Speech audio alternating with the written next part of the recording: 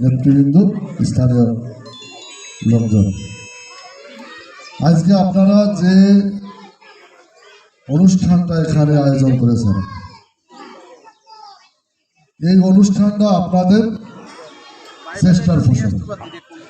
আপনারা সবাই মিলে চেষ্টা করেছেন, যার কারণে আল্লাহ পাক আমাদের বিজয়টা সুনিশ্চিত করেছিলেন। আর সেই কারণে আমরা এমন একটা অনুষ্ঠানের আয়োজন করতে পেরেছি। আসলে আমি অন্য বক্তৃতা বলবো না, আমি এই এলাকার কিছু কথাবার্তা বলবো। সেটা হচ্ছে যে নির্বাচন কেন্দ্রিক আমি এলাকায় অবস্থান করাকালে যে কাঙ্ক্ষিত ঘটনা ঘটতে গিয়েছিল, আপনারা সবাই সেটা অবগত।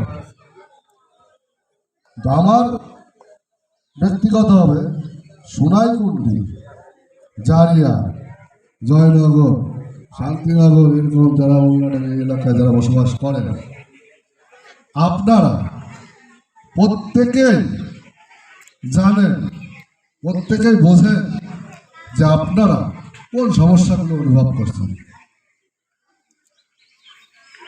আল্লাহর অশেষ রহমত